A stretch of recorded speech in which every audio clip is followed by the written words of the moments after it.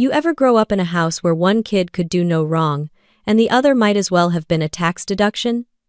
That was me. I'm the other one. My sister Brittany was the star from day one. Cheer squad, homecoming queen, viral dance videos. By age 16 she could trip over a coffee table, and my mom would still clap like she cured cancer. Meanwhile, I got straight A's, played varsity soccer, and got into the Naval Academy, and all I heard was, "Don't forget to congratulate your sister on hitting 10K followers." By 20, Brittany had launched her influencer brand, landed a skincare sponsorship, and became the center of our family group chat. I, on the other hand, was learning how to handle encrypted communications, defend classified networks, and sleep 4 hours a night in a barracks while getting barked at by people who hadn't seen their kids in months. She called it cosplaying a soldier. To her, military service was a phase you posted about on Memorial Day. She never said it out loud, but the eye rolls were loud enough. And Mom? Oh, she'd say things like, "I'm just glad one of my girls gets to be around people and have fun." Yeah, thanks Mom.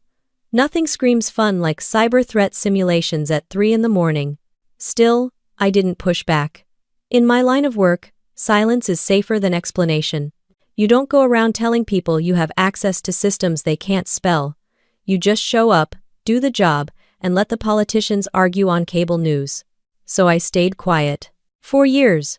Even when Brittany joked at Christmas dinner that I probably worked in tech support and just didn't want to admit I got fired from Apple. Even when she posted a funny video online, mimicking me fake talking into a headset like I was pretending to be on a mission.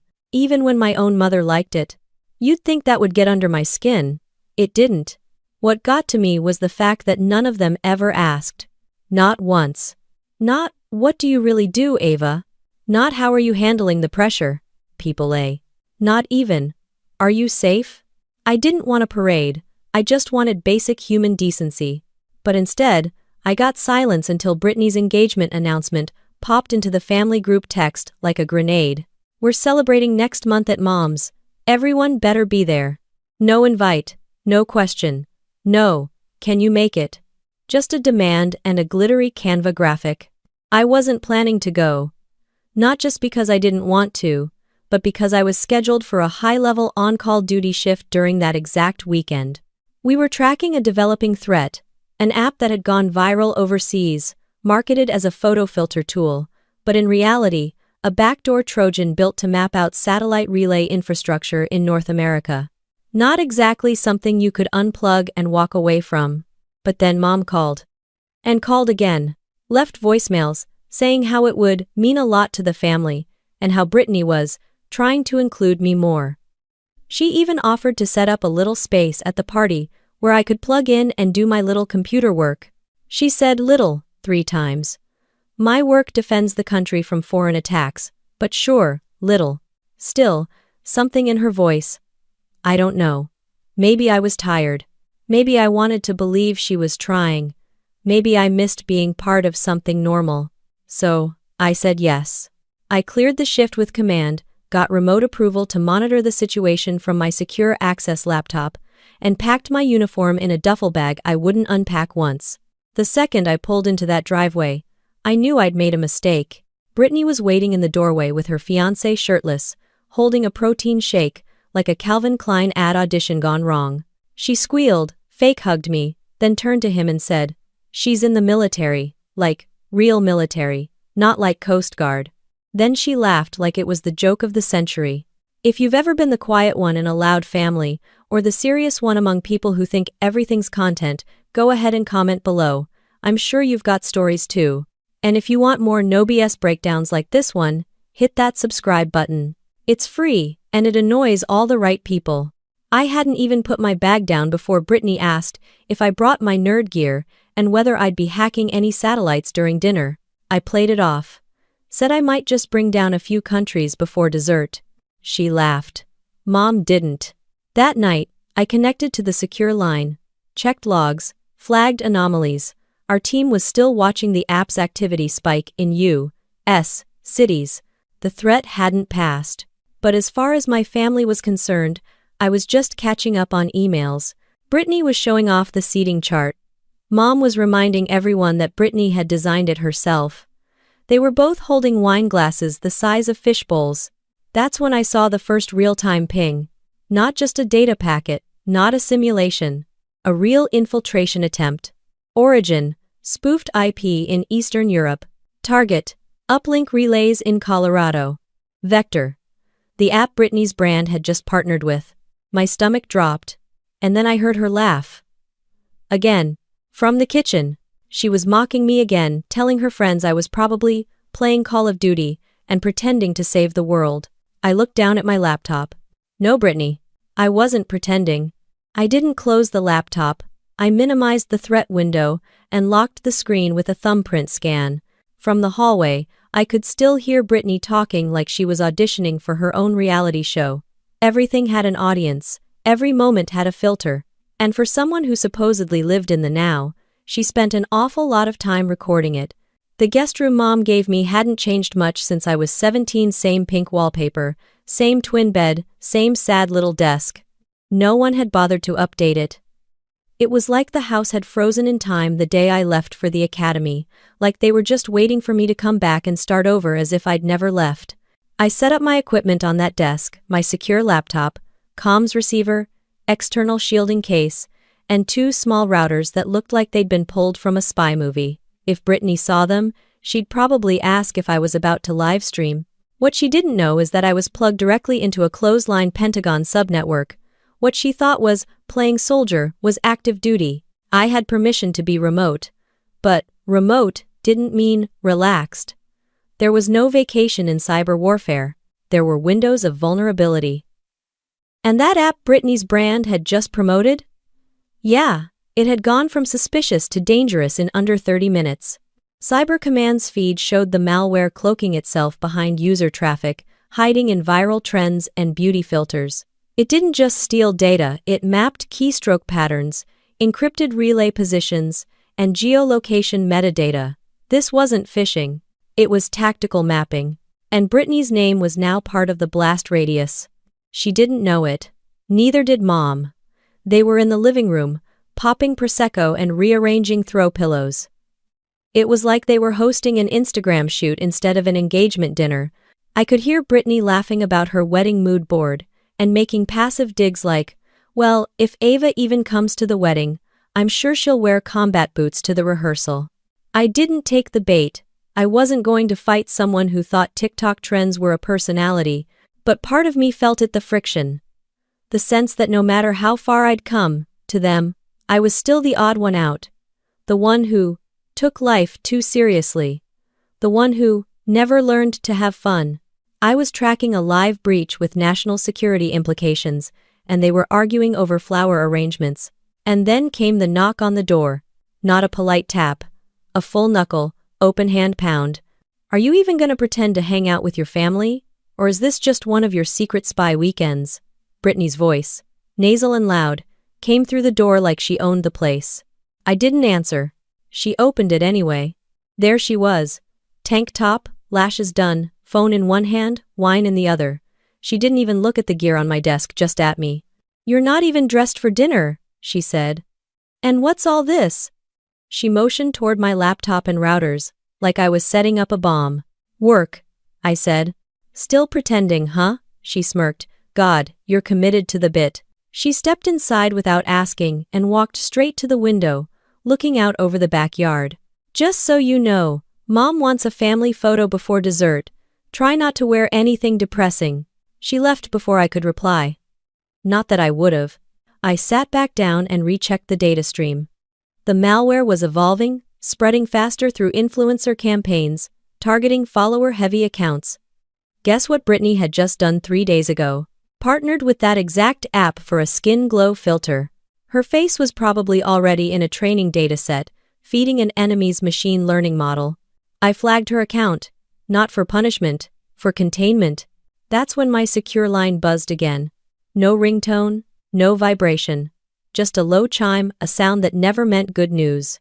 I authenticated with retinal scan and voice ID. The voice on the other end was cold, sharp, and not messing around. Commander Grant, we have confirmed breach escalation. Secondary nodes now detected in domestic infrastructure. You are to maintain full remote readiness and prioritize extraction protocols if field command is compromised. Confirm status. Confirmed, I said. I was no longer just monitoring. I was now point. And no one downstairs had a clue. The meatloaf was being plated. Brittany was doing some kind of cute couple skit with her fiancé in the kitchen. Mom was lighting candles like she was hosting a Hallmark Christmas special. I didn't need them to understand the stakes. I just needed them to stay out of the way. The door swung open again, this time without a knock. "Are you coming or what?" Brittany said, leaning on the doorframe like she paid the mortgage. "I'll be down in a minute," I replied, my voice flat. "God, you're always like this, mysterious little war robot." I glanced at her. "Brittany," I said, calm but firm, "do not touch anything on this desk." She rolled her eyes so hard I thought they'd detach. Yeah, classified world-saving files. Got it." And then she walked off, humming some Taylor Swift song like the world was her private soundtrack. I locked my laptop, hid the gear under the desk, and stood up. This wasn't about dinner anymore. The hallway smelled like cheap candles and too much hairspray. Brittany had turned the house into a Pinterest board. Gold balloons that spelled out "bride-to-be," custom napkins with her wedding hashtag, and some guy in a bow tie who said he was her content manager. I wasn't sure if he was on payroll or just hoping to marry into the family. The guests were already here. A weird mix of fitness influencers, realtors, and Brittany's old sorority friends who all looked like they'd fallen out of the same Instagram filter. They talked in hashtags. They carried ring lights. One of them asked me if I was the girl who did crypto or whatever. "No," I said. She blinked, then moved on like I didn't exist. The dining room table was a full spread. Brittany stood at the head, already in full performance mode, laughing loud, snapping selfies, and making sure no one forgot whose party it was. Then Mom waved me over like I was a +1 she forgot to include. "There's a seat for you by the end," she whispered. By the end. Of course. Brittany's fiancé, Logan's shirt still too tight for his arms, teeth too white to be real, raised a glass. "Just want to say thanks to everyone who came to celebrate us," he said. "Especially Brittany's family for letting me survive meeting them." Everyone laughed, except me. Brittany jumped in. And my sister Ava, who's finally decided to grace us with her presence. I know she's super busy pretending to work for the Navy or something, but hey, family comes first, right? A few chuckles scattered around the table. I stared straight ahead. "She's very top secret," Brittany added, with mock seriousness. "We're not even sure if she's allowed to use a microwave without clearance." More laughter.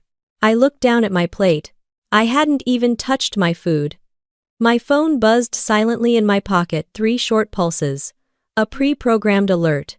I resisted the urge to check. Not yet. Brittany wasn't done.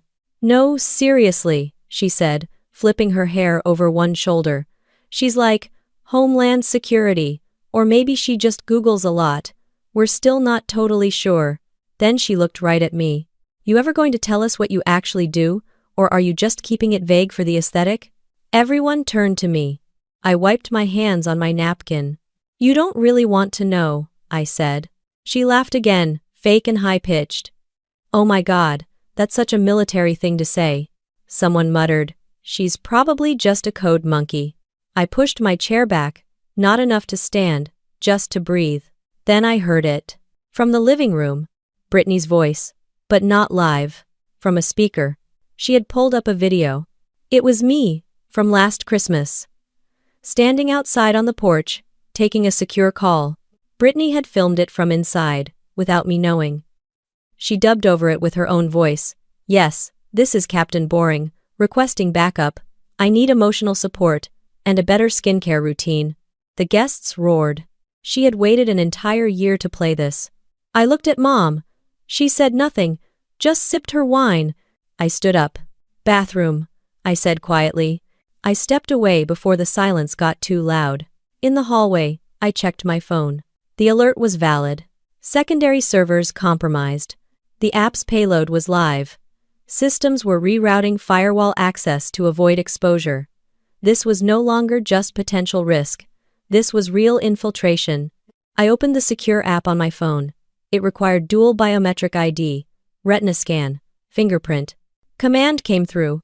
Priority elevation, Commander Grant. You are authorized for live counteraction. Engagement under remote conditions approved. I looked up. The house was still full of laughter. I wasn't mad anymore. I was done. Back at the table, Brittany had moved on to another joke.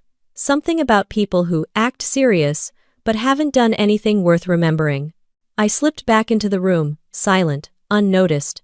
Then Brittany turned to me again. You're awfully quiet, she said. What, did we hurt your secret feelings?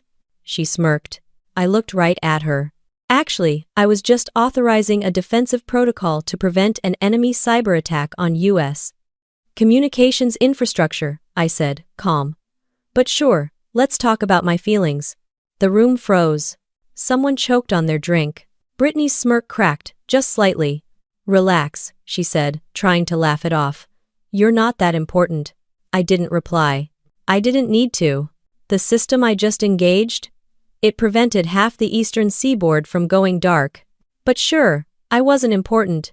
I folded my napkin, set it down next to my untouched plate, and stood up again. No one stopped me this time. I didn't go to the bathroom. I went outside.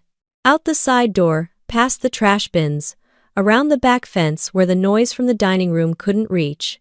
The cold hit different when your blood pressure was already up. I leaned against the edge of the shed, opened my secure comms app, and ran a quick diagnostic on the defensive protocol I'd pushed through less than 10 minutes ago. Solid block, enemy nodes rerouted. Satellite relays holding stable. Good, for now. From the other side of the house, I could still hear Brittany's laugh. The kind of sharp, fake laugh people use when they know the spotlight's fading and they need to snatch it back. I stayed out there longer than I needed to. Not because I couldn't take it. I could. I just didn't want to go back in and pretend it hadn't happened. The jokes, the video, the fact that she filmed me without my knowledge and turned it into a punchline. It wasn't just disrespect, it was exposure. And for someone in my position, that wasn't just annoying, it was dangerous. My line buzzed again, not a call, just a secure pulse heartbeat ping from Cyber Command. It meant my presence was still active, still recognized, still locked into the defense perimeter. It also meant the situation wasn't getting better. I walked back inside through the side kitchen door. No one noticed. Brittany was now telling some drawn-out story about how hard wedding planning was. Logan stood behind her, rubbing her shoulders like she'd just returned from combat. Mom was lighting a third candle, even though the other two were melting down onto the tablecloth. I took my seat again. The one at the end. No one looked up.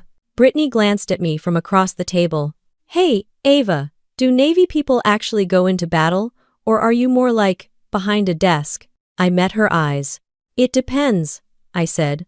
Sometimes the battle is the desk. She laughed, like I'd proven her point.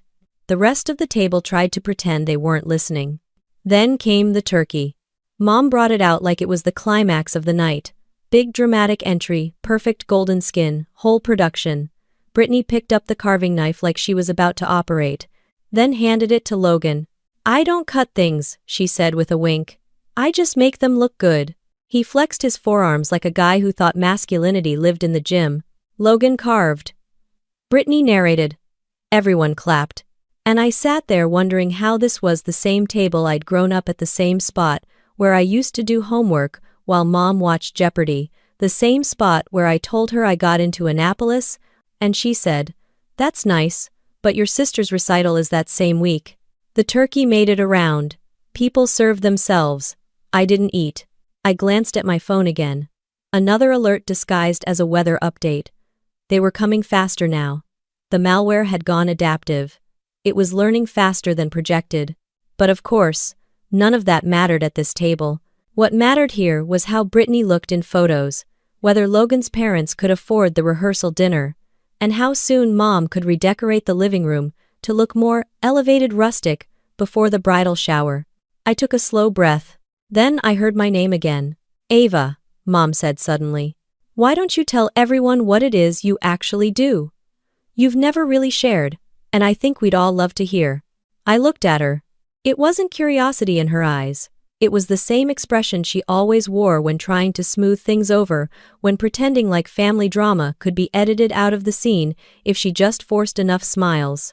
Brittany leaned forward, elbows on the table, hands under her chin. "Yeah," she said. "Let's hear it, soldier girl." I locked eyes with her. "I work in cyber operations," I said, plain. "Real-time threat management, infrastructure defense, high-level intel traffic coordination." Blank stares.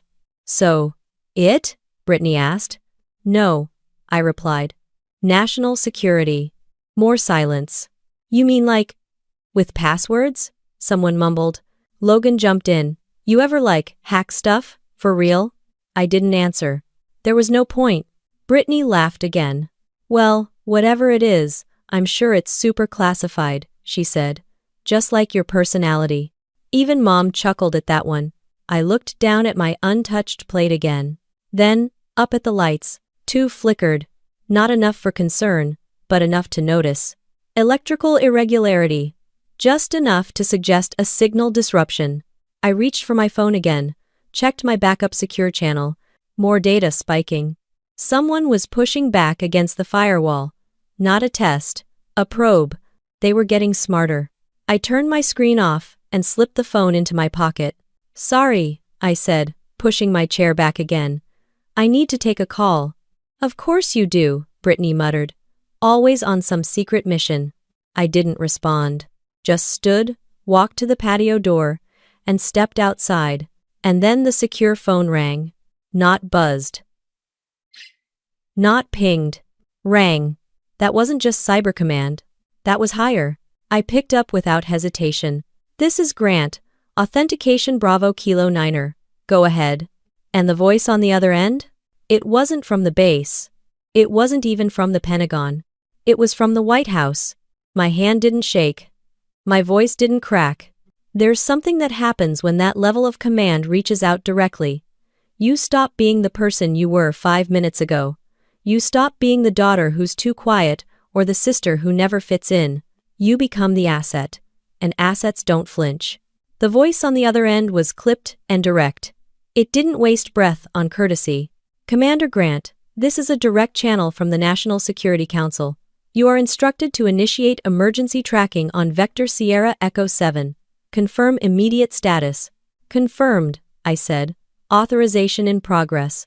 The air was sharp and still.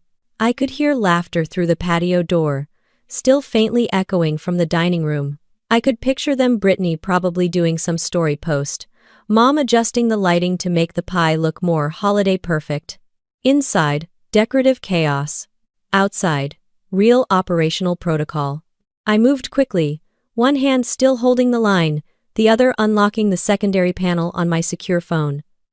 Thumbprint, retina. Connection established. The threat signal was spreading across 3 new cities. The malware was jumping nodes, using influencer devices as live relays. I issued the first part of the countermeasure. Not a shutdown, a trace and suppress. It would buy us 20 minutes, maybe less, before another vector evolved. Then I heard the door slide open behind me. Brittany stepped out, holding her wine glass like it was a trophy. "Oh my God, are you seriously taking a call right now? During dinner?" I kept my back to her. "Secure line," I said quietly. She scoffed. "You're not in a movie, Ava. You're standing on Mom's patio." "Back inside, Brittany, now." "Wow. Did you just try to give me an order?" I turned, finally meeting her eyes. "Yes." She laughed. Loud. Like a dare. "You think just because you walk around with a little computer and talk like a robot, that makes you important?" "I have AT's freed." She took a sip of wine, still watching me. "You've always been so dramatic. You don't do anything real. You're just hiding in some made-up job because you don't know how to function around actual people." I said nothing. She stepped closer. "Tell me this, Commander," she said, mocking. "If what you're doing is so damn important, why are you the only one who thinks so? Why is it that no one respects what you do? Not, Mom, not anyone." I looked at her, and for the first time in years, I didn't feel the weight of trying to prove anything. I didn't feel small. I didn't feel defensive. I just felt clear. "You know what? she said, stepping even closer, voice louder now. I bet if I picked up that magic phone, there wouldn't be anyone on the other end. You're not saving the world, you're playing pretend. And before I could stop her, she reached out and grabbed the phone from my hand. She yanked it like she was pulling a toy away from a child. The motion was fast, aggressive, and careless. The screen was still active, still showing live data. The call hadn't ended, and she raised the phone to her ear. "Hello?" she said, all attitude and sarcasm. "This is Ava's sister. She's a little busy lying to her whole family, so I thought I'd—" Then she stopped. Completely. No punchline, no comeback. Her mouth froze open, but no words came out, because the voice on the other end, the one I'd been speaking to, was still there. Still live. And it said, calm and sharp, "This is a secured federal channel. You are in possession of classified military communication equipment. Identify yourself immediately." Brittany blinked, like the voice had hit her in the face. I didn't mean to," she stammered. I stepped forward and took the phone back without asking. Her hand was still in the air. "Breach contained," I said into the line. "Unauthorized contact neutralized." "Understood," the voice replied. "Continue with active suppression. We'll maintain your position." I ended the call. Brittany still hadn't moved. "You just committed a federal offense," I said, quietly. "That's not a metaphor. That's not me being dramatic. That was the White House on the line." Her eyes flicked to the door, then back to me. "You're lying," she whispered. "No," I said. "Not this time." She dropped her wine glass. "Didn't mean to, just lost control." It hit the patio tiles and exploded into pieces. Inside, someone shouted, "Everything okay out there?" Neither of us answered.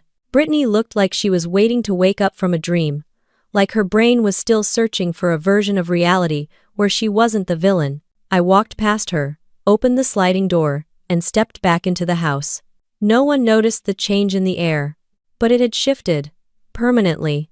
I shut the patio door behind me, not slamming it, just a clean, final slide. The kind that doesn't make noise, but still lands heavy.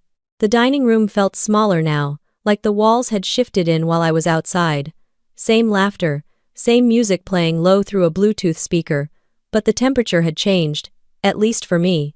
I moved through the room calmly, not making eye contact. I picked up my plate, still untouched, and carried it to the kitchen. Mom was in there arranging cupcakes on a tiered stand like it was her job. She didn't even look up, just said, "Everything okay out there?" "Yes," I replied. "Handled." She hummed, like she was trying to keep things light. I'm sure Brittany didn't mean whatever she said. She just doesn't understand what it is you do. "She understands now," I said. The fridge door closed louder than it needed to. Mom turned finally. Her eyes scanned my face the way she always did when she sensed tension but didn't want to deal with the cause. She gave me that smile she used when guests were over, soft, controlled, fake. "You know, this was supposed to be a fun night." I rinsed my plate and set it in the dishwasher. "I know. Just try not to escalate things," she added. "She's under a lot of pressure with the wedding." I looked at her. "I'm under pressure too," I said. She blinked like the idea had never occurred to her. Then Brittany came in. Not stomping, not crying, just pale, quiet, unusual for her. She stood in the doorway, hands empty now. No wine glass, no phone. Just standing there like her feet didn't know whether to go forward or back. Mom turned. "Oh, good, there you are. You too should." She took a secured call, I interrupted, from a direct federal line, without clearance. Mom froze. "What?" Brittany opened her mouth, but nothing came out. I looked at her. "Do you want to tell her who was on the other end?" Brittany's face went red, then white again. I didn't know." Mom looked between us like we were speaking another language. I didn't explain. I wasn't going to explain. If they hadn't cared to understand what I did for the last decade, I wasn't going to waste my breath now. Brittany started to speak, but her voice cracked.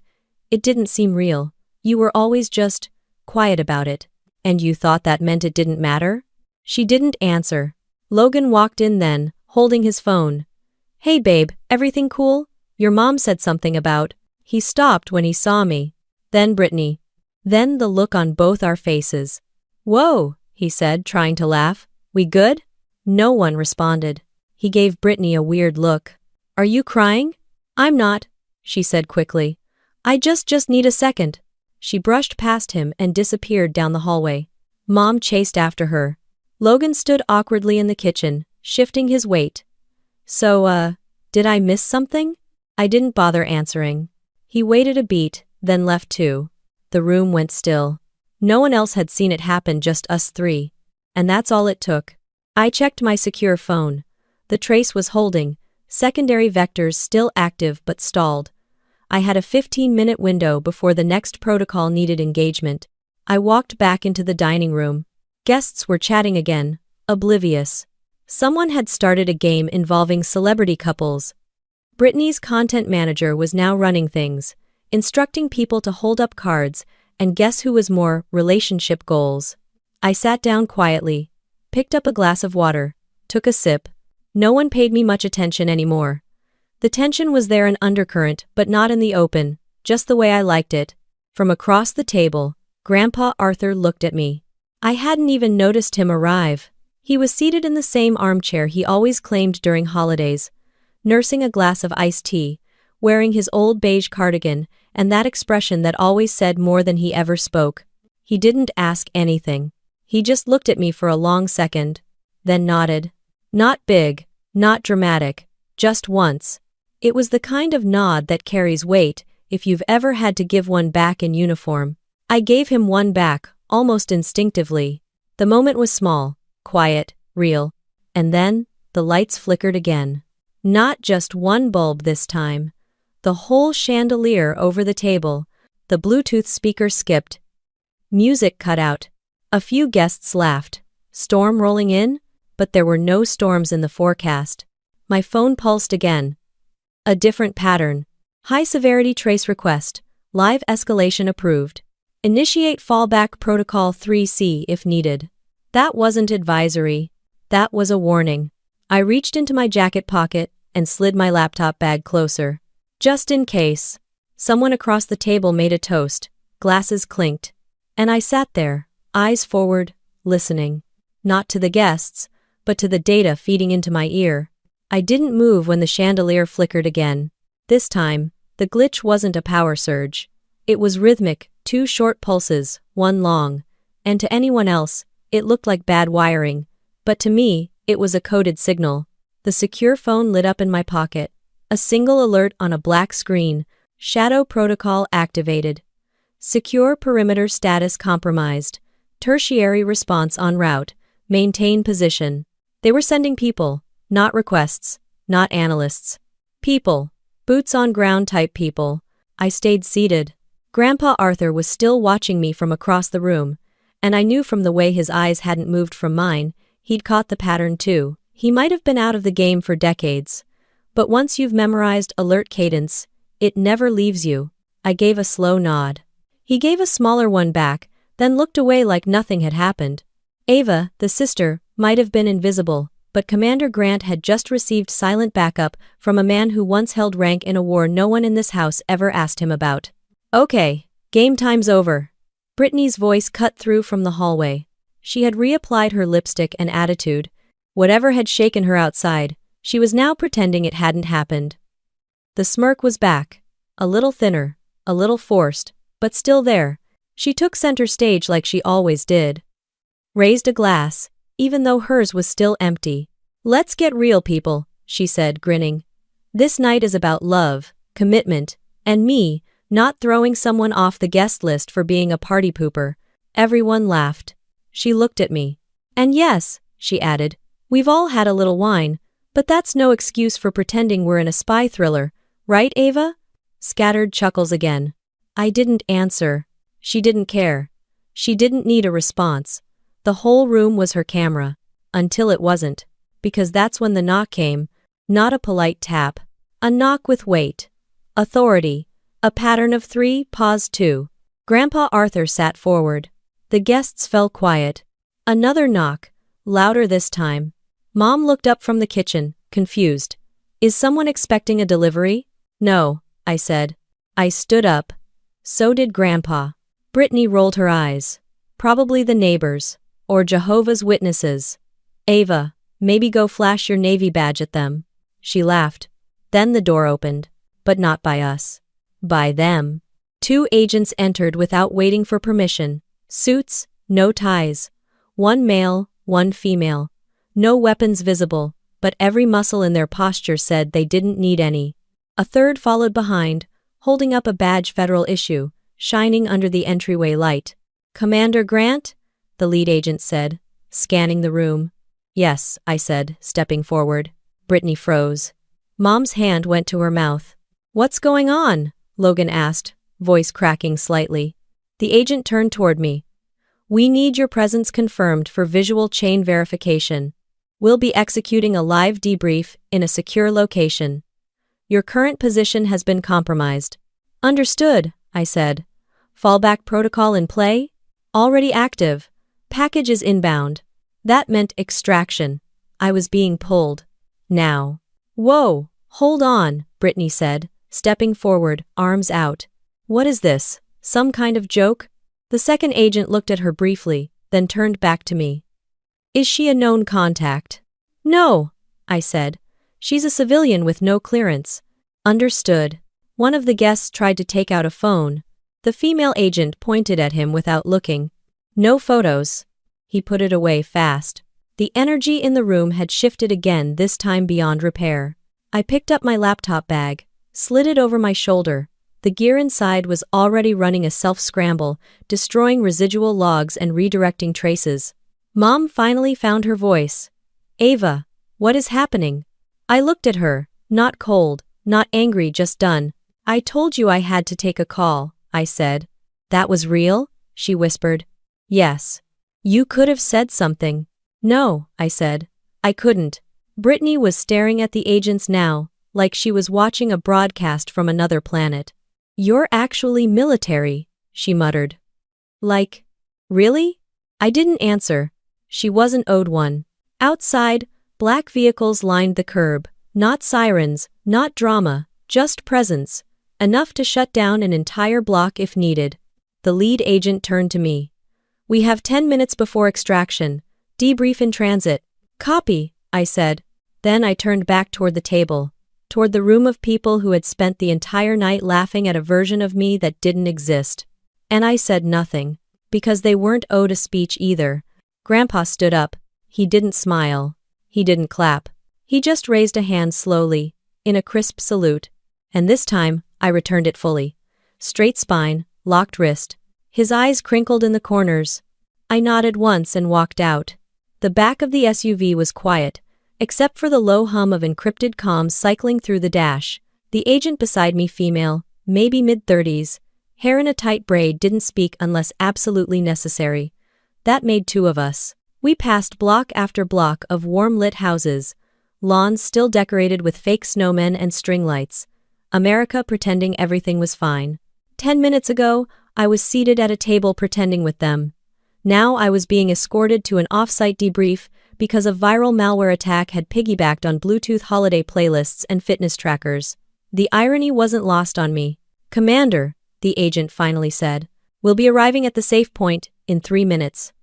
Confirming extraction logs, your visual ID has been cleared at all 4 satellite verification nodes. Your previous residence has been geo-flagged for observation until full sweep is complete. Copy, I replied. Any known data leaks tied to proximity? Just the one. Of course. Civilian interference? I asked. Her device initiated an auto-sync with your compromised comms window. Her cloud storage began an unsanctioned cache dump mid-transmission. I didn't even have to ask who. Brittany, I said under my breath. The agent nodded once. My sister had uploaded partial metadata from a live defense operation while trying to live stream the family dinner. Probably thought she was making a TikTok. And now, her wedding was about to become a footnote in a national security report. Is she being charged? I asked. Not yet, the agent said. They're reviewing intent. She's under a temporary hold order until your debrief concludes. My gut tightened, not from sympathy, but from protocol. I knew what a temporary hold meant in these circumstances. Frozen accounts, travel restrictions, full surveillance. It wasn't jail, but it wasn't freedom, and she had no idea what she triggered.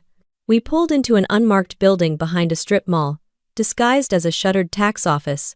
The kind of place no one notices even when they're inside it. The door opened before we knocked.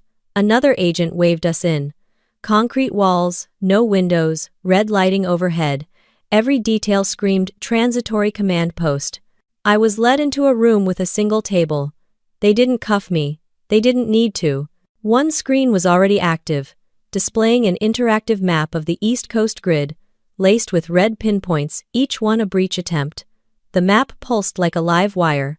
A man in a suit, late 40s, no name tag, stepped in and shut the door. "Commander Grant," he said, voice calm but tired. "Take a seat." I did. He remained standing, arms crossed. "First," he said, "your override was successful. Your trace worked. You stopped something big." I nodded. He continued, "Second, your civilian family compromised a live Tier 2 operation.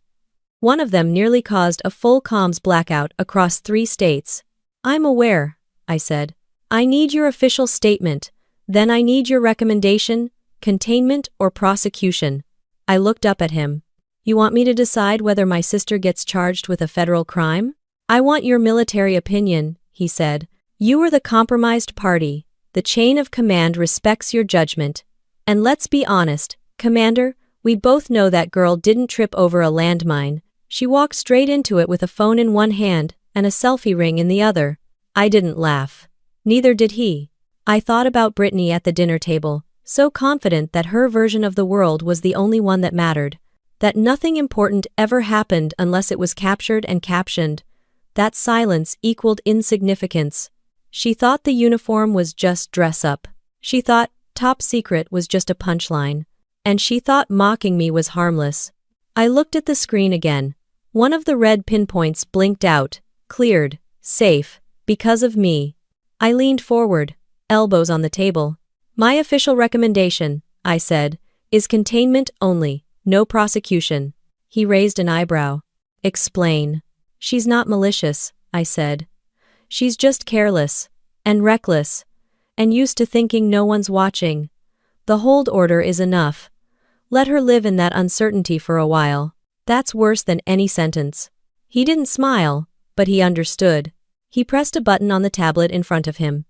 "Containment protocol acknowledged. Civilian subject will be flagged for Category 3 behavioral surveillance." He closed the file. "Debrief complete," he said. "You're cleared to return to base." I stood, slid the chair back into place. As I walked out of the room, I passed another agent in the hall. He nodded toward the operations room. "Good call, ma'am. We almost lost Chicago." "Almost doesn't count," I said. "Not on my watch." The SUV was waiting outside. The ride back wasn't long, but it gave me time to open one last secure window on my phone. Brittany's wedding website was still live. I tapped the link. 404, page not found. A digital blackout. Fitting.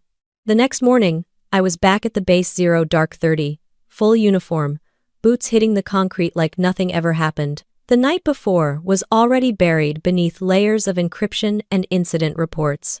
But family doesn't operate on secure channels. They use text messages. Unfiltered, emotional, reckless.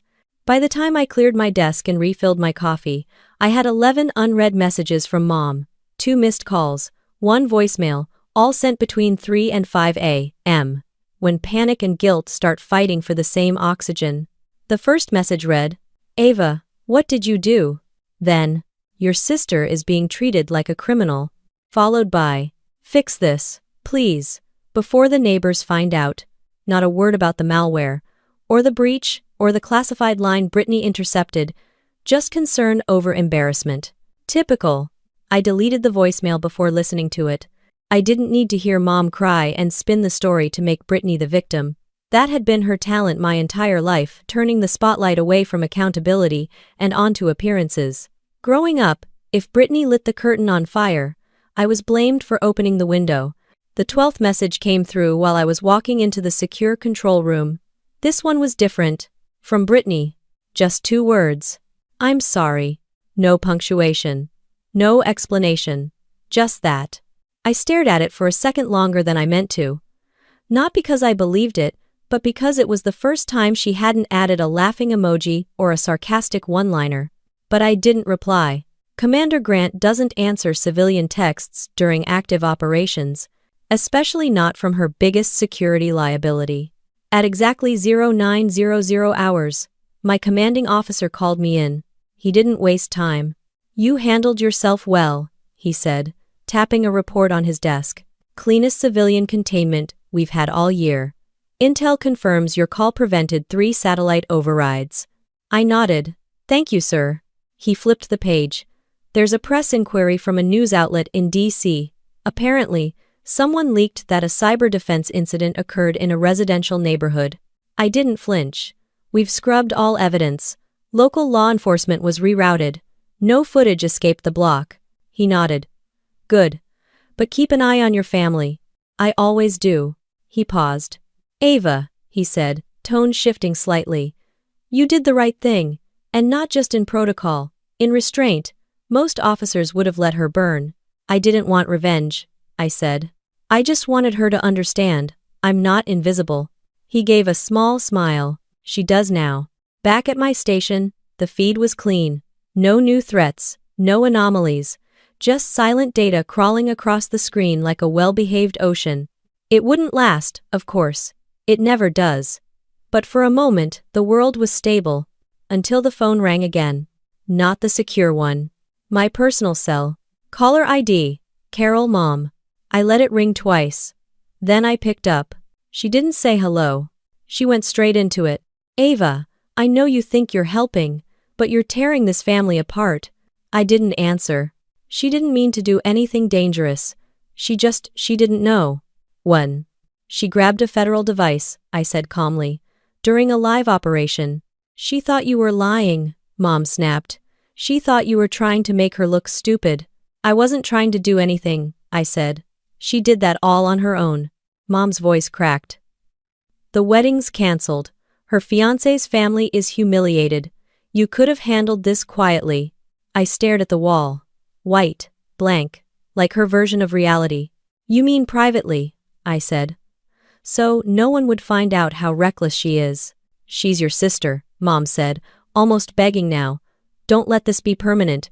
Just help her. Say it was a misunderstanding. Something." I closed my eyes. "You raised 2 daughters," I said. "One who always played loud, one who always played quiet, and now the loud one nearly crashed a defense grid, and you want the quiet one to make it all go away. You think this makes you better than us?" she hissed. "No," I said. "It just means I'm the one who can't afford to be wrong." She was silent. I waited. She tried one last time. "Is this really worth losing your family over?" And I replied without hesitation. "I didn't lose anything, you just never saw what you had." I hung up. The phone stayed in my hand for a second before I set it face down on the desk. No tears, no drama, just clarity. If they wanted to protect an illusion, they could do it without me. The system pinged again.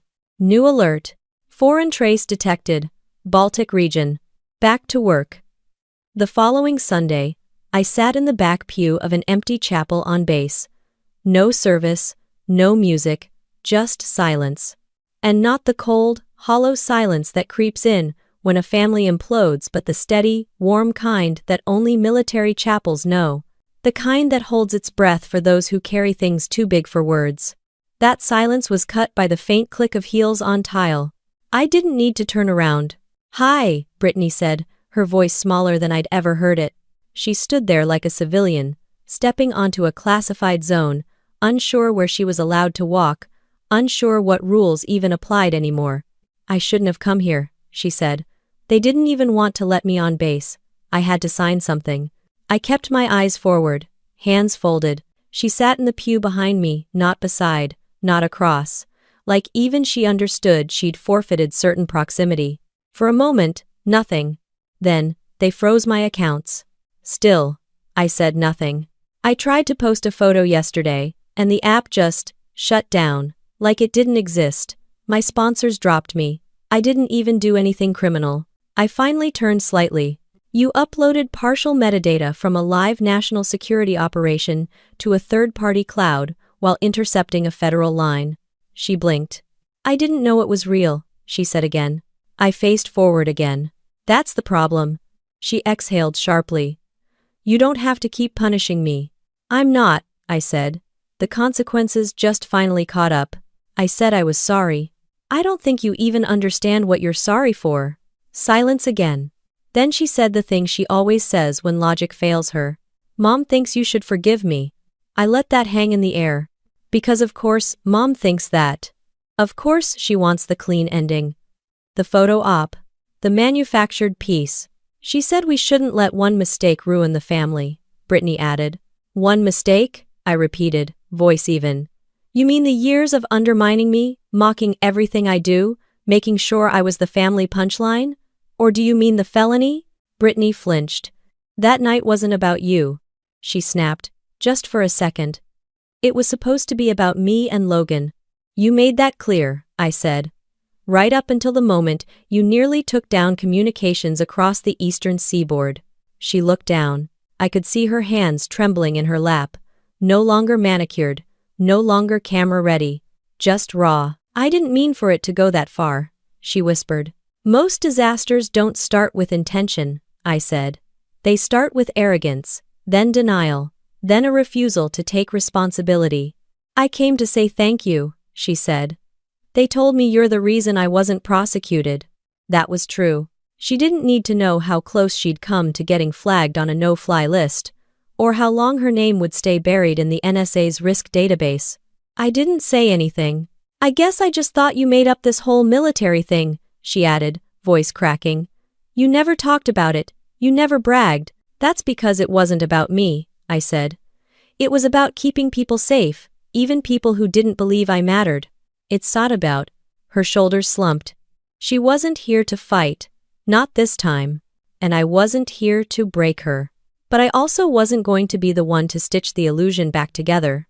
If you're waiting for a dramatic hug, I said, it's not coming. She almost laughed. I figured. I stood up, turned to face her completely. You want forgiveness? I asked. She looked up. Yes.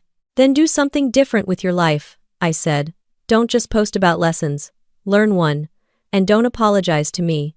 Apologize to yourself for wasting so much time pretending you were better than everyone else. She nodded slowly. I'll try. Good, I said, because next time, I won't be there to stop the fallout. She swallowed hard. I walked past her toward the chapel doors, boots echoing against the tile. Before I reached the exit, she called out, Ava? I turned slightly. You were never invisible, she said. I just couldn't handle how small that made me feel. I didn't reply. I didn't need to. By the time I got back to my quarters, the sun was cutting through the morning haze like a scalpel. I hadn't slept, but I wasn't tired. There's a strange kind of adrenaline that follows a crisis where your body keeps going because it hasn't realized it's allowed to rest. I sat on the edge of my bunk, still in uniform. My boots left faint marks on the tile. I stared at the wall, not really seeing it. My phone buzzed. I didn't move. It buzzed again. Then again. 3 messages, all from Mom. She's trying. Don't push her away now. You know she's not like you. No, she's not. And that was the point. I finally unlocked the screen and stared at the last message a little longer than I should have. Then I tossed the phone onto the desk and opened my laptop. No family drama, no damage control, just the clean hum of systems waiting for orders. As it booted, I glanced at the small frame on my shelf, a picture of my unit overseas. We were covered in sweat, dust, grease. No smiles. Just eyes that had seen too much and stayed focused anyway. No filters, no likes, just work. That was the thing Brittany never got. To her, power was loud, visible, a curated brand. She never understood that the real kind was quiet, invisible by design. The kind of power that never needs to scream because it's too busy holding the line. She had spent years mocking me for being too serious, for not laughing at her jokes, for acting like I was better. She never saw it as projection. She never saw me, until she looked through the wrong screen and saw the president. And even then, It took a public disaster for her to see what I had been doing in silence all along. I launched the secure interface and checked my assignment queue. One flagged item. Cyber Command's Internal Recognition Board. I clicked through. The citation was simple, short. It read, Commander Ava Grant, commended for field-level judgment, containment execution, and integrity under public scrutiny. Civilian exposure neutralized with zero collateral. It wasn't a medal, but it would go in my file.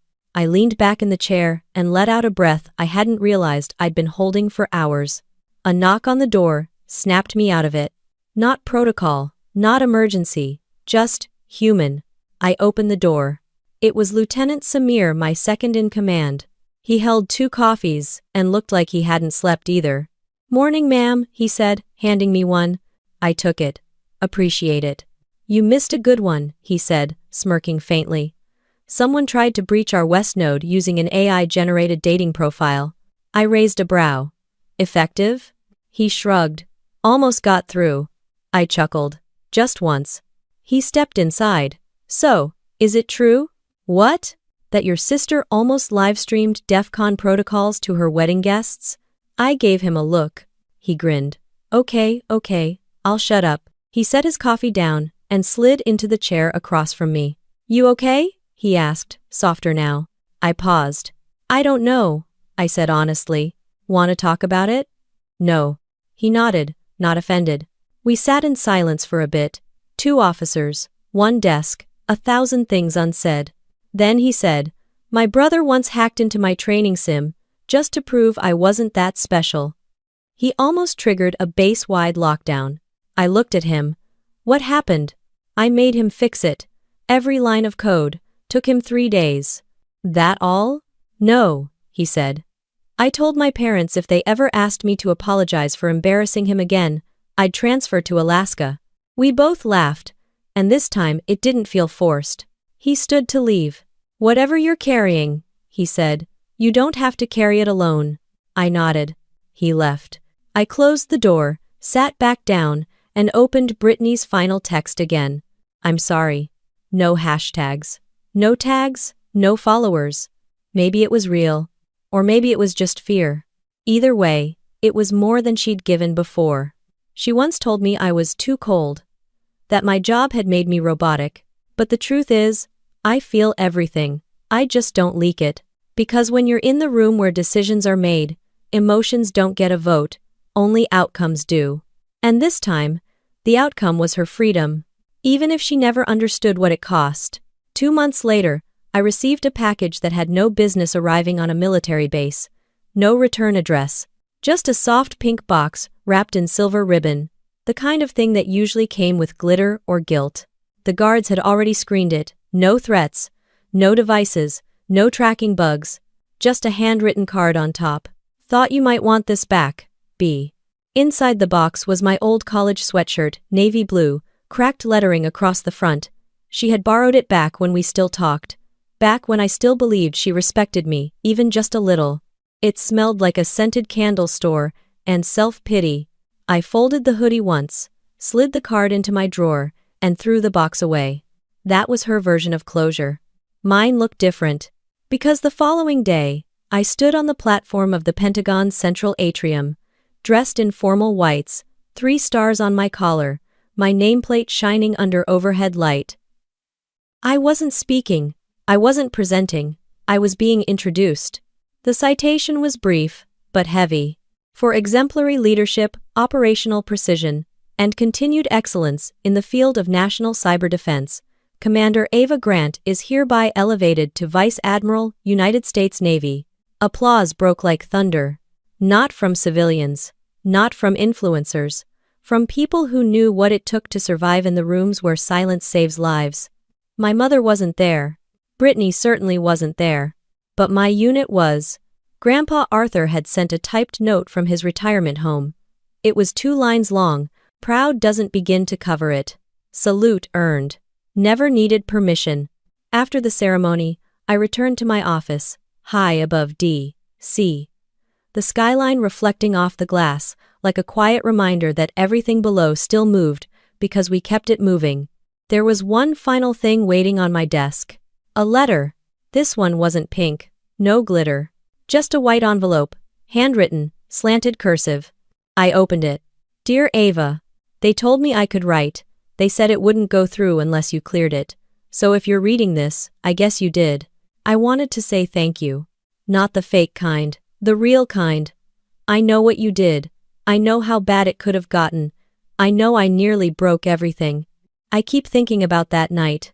Not just the agents, or the sirens, or the way everyone looked at me, but the way you didn't. You never looked at me like I was stupid. You looked at me like I was dangerous. And I finally understood the difference.